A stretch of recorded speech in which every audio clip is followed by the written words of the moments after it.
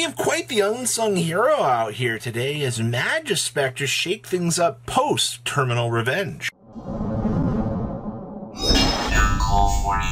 Make sure you guys smash the crap out of that subscribe button so you guys don't miss out on more awesome content. Tournament City Games hosted their case tournament over the weekend here for Terminal Revenge, pulling in 62 players, and I was hoping that we would get the chance to see, Phantom of Ubel spicing things up out here. Maybe, Ritual Beast make a splash, or the fabled Ice Barrier Runic deck that I have been told is just one of the best things to exist in the game. But no, actually, to my surprise, it was actually Majespecter out here that was the surprise element for this tournament. Now, nothing wrong with that, but I do want to throw out here that Majespecter is a deck that I did not expect to really be combined with the, I guess packages that we were kind of starting to see out here.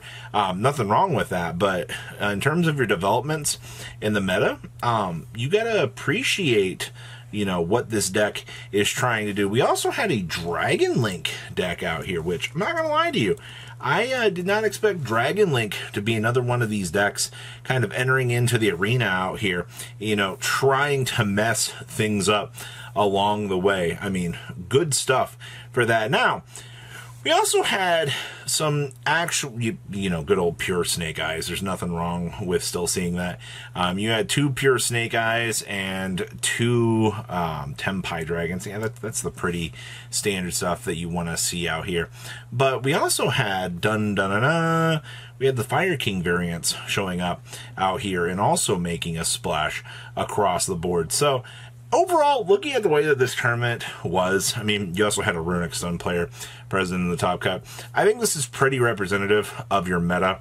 There's nothing really too crazy to say about this, but post where we're kind of heading on into the next set or two here in this limbo period, I think it's interesting. Let's pass on over to those deck lists. So winning our event here is actually good old pure Snake Eyes with the triple crossouts built into the main deck. Now, there was one interesting thing about this list that really caught my attention, and it's down here in the side deck with these Eldritch the Golden Lords.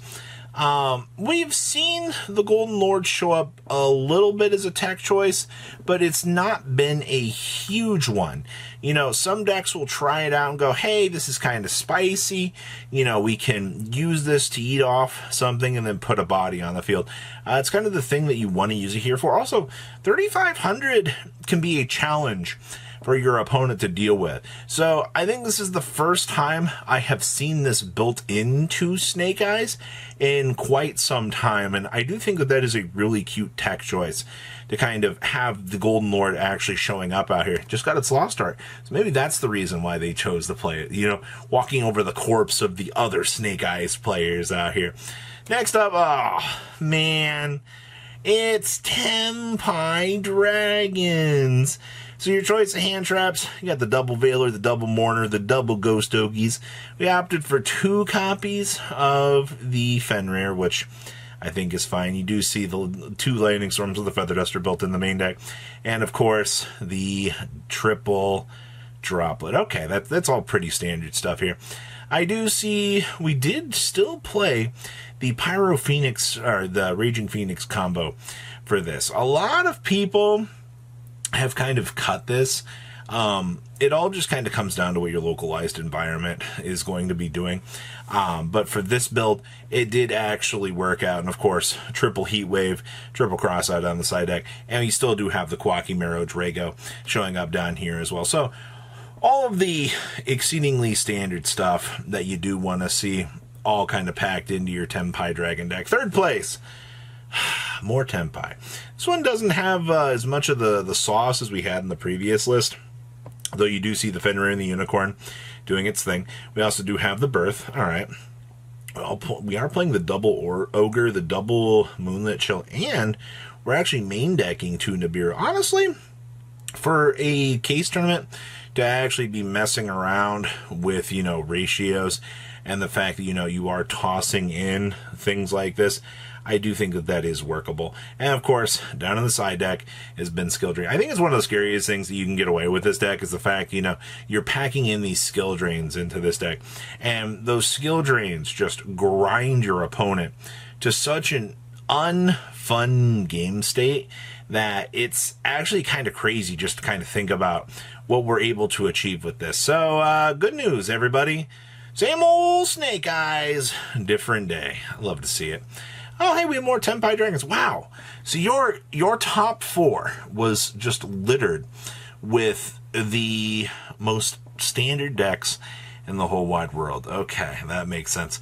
Another build that's still focusing on the Raging Phoenix combo in here. There's nothing wrong with that. It's just, so many people have just been like, they're just going to de-barrier, in the battle phase. And then, that takes away the point of, being able to do the Raging combo, because it's like, that'd be a main phase 2 sort of thing up. And there's not really any point to doing that, It is good for what you try to generate, but it's just that. You also do see the shifters. We have the crows in here as well. And of course, 1 Ray Sloth for 2 Fender. I feel like that's been a little bit normal at this point. Hey, activating a Ray Sloth to beta hand trap is pretty freaking good. Also, it does deck thin technically, Fenrir, search, and then Fenrir into Fenrir. So yeah, you've gotten 3 cards out of your deck. It's pretty decent. Next up is our Runic Duelist here. Now, the first thing I'm going to tell you about this list is they actually opted to play the Burning Draw. Now, Burning Draw, basically you'll target a Link 4 on your opponent's field and you'll draw 4 cards. But then you can't really drop that Inspector border that you're playing on your opponent, which just kind of puts you into drawing 4 cards in Runic is actually just insane. And also, it does technically give you an option to go second. Also, if your opponent ends on like an Apollosa, anything that your opponent is ending on in terms of the big link department, you're just getting a draw 4 off of. And that, to me, is insane. I'm not surprised to see that you're, doing this. A case tournament, you're going to have, I would say, a little bit more of your meta jam-packed versus a lot less rogue to contend with. So I do think that that was an accurately good call to be able to try to take advantage of that so you can get the best results out of your event. Oh, hey, we have Fire Kings for you here. Now, still doing the Snake Eyes combo. That never really changes, but this build actually opted to main deck the triple skill drain, which I can get behind that. That's actually fine. But you also do see the triple Book of Eclipse in here as well. That way, you can basically attempt to control your opponent via the books. I don't know. A book has been an interesting choice along the way. We also do have the Ambler Whale in here. Ambler Whale did fall out of favor quite a long time ago, actually. But it is kind of nice to see that it's been kind of returning back into the meta as a piece, especially, considering the fact, you are doing pure Snake Eyes. You do have to understand that you do have to make adjustments to kind of favor for that. So that's interesting to look at here.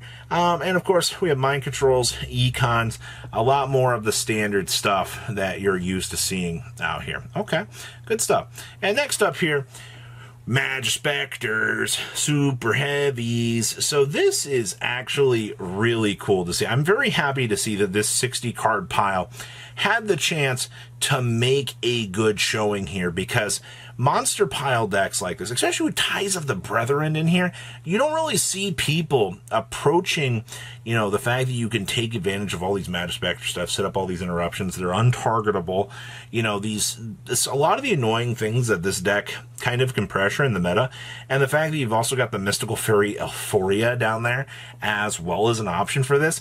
I love the fact that this all came together in a really strong game plan and gave this deck a very nice place to sit in the meta. Like, honestly, I'm not surprised to see this, but it is actually kind of nice to see the differences over the course of the meta here and what people are able to find success with. Good stuff. And we also had Dragon Link back here.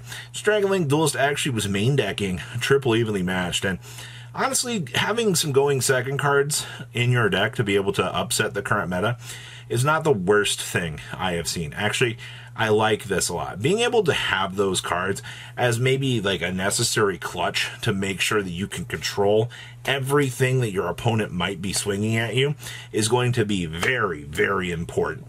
And also, Dragon Link does have some issues with some of the current end boards. So that going second card that your opponent doesn't have a nominee negate for, just a free cleanup, set up your board and go. It's pretty cute. So what do you guys think about the breakdown for Tournament City Games? Please leave a comment down below. Tell me what you guys think. I'll see your beautiful faces back here in a day, guys. Patrons, thank you.